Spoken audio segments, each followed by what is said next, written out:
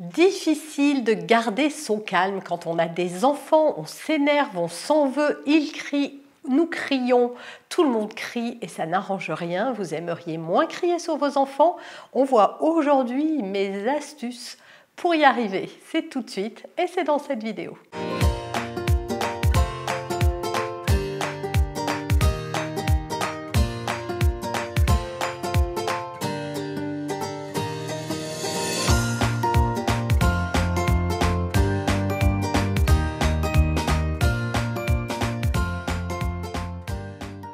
Bonjour, je suis Noémie de Saint-Cernin, votre coach en développement personnel et en parentalité. Aujourd'hui, 3 astuces pour moins crier et s'énerver sur les enfants.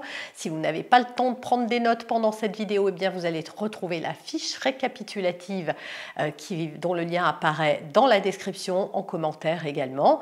Donc n'hésitez pas à cliquer pour l'obtenir si vous voulez garder un support pour pouvoir faire cet exercice et l'appliquer dans votre quotidien. Voir mes vidéos, c'est bien. Mettre en pratique, c'est mieux et c'est surtout ça qui va permettre d'avoir des résultats. Alors tout de suite, ces 3 astuces concrètes. La première chose, c'est que si on s'énerve contre nos enfants, c'est parce qu'on leur prête de mauvaises intentions. Il me cherche, il le fait exprès, c'est toujours pareil, s'il me respectait, il le ferait. Et si nous n'avions pas raison?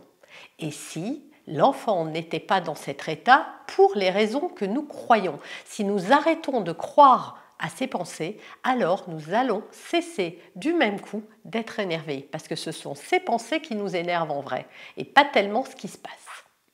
Deuxième astuce. Trop souvent, on prête des intentions, comme on l'a vu dans le point 1, et on ne cherche pas à comprendre son enfant. Si vous voulez moins vous énerver, essayez de vous mettre à sa place.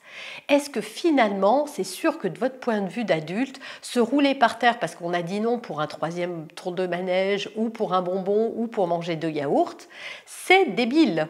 Oui, de notre point de vue d'adulte, mais essayez de comprendre votre enfant. Il avait tellement envie, c'est tellement génial de faire des tours de manège quand on a 4-5 ans.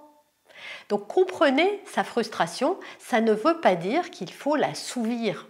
Votre enfant n'attend pas que vous régliez tous ses besoins, tous ses désirs, mais que vous le compreniez.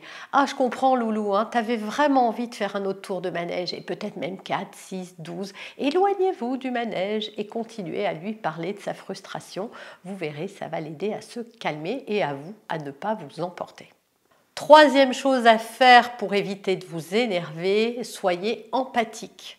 Voilà, consolez votre enfant s'il est en train de faire une crise, s'il n'est pas content, s'il est triste. Rentrez, corrigez cette émotion avec vos moyens, c'est-à-dire un câlin, comprendre ce qui se passe comme on l'a vu tout à l'heure, mais en plus compatir avec lui sur ce qui le frustre ou autre chose, voilà, plutôt que de vous énerver pour essayer d'obtenir à tout prix ce que vous voulez. Essayez de voir avec lui qu'est-ce qui se passe vraiment, pourquoi il dit non, pourquoi il refuse d'aller se laver, de faire ses devoirs.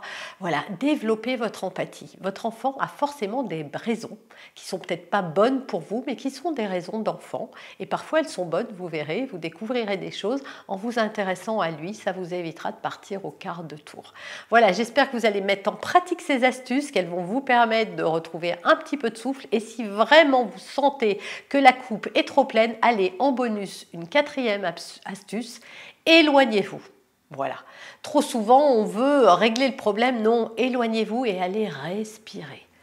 En respirant amplement et profondément, en regardant ce qui se passe chez vous et en questionnant le pourquoi je suis en train de m'énerver, qu'est-ce qui est touché chez moi, eh bien ça va vous aider à prendre du recul et de la distance parce que c'est difficile face à une scène de garder son sang-froid.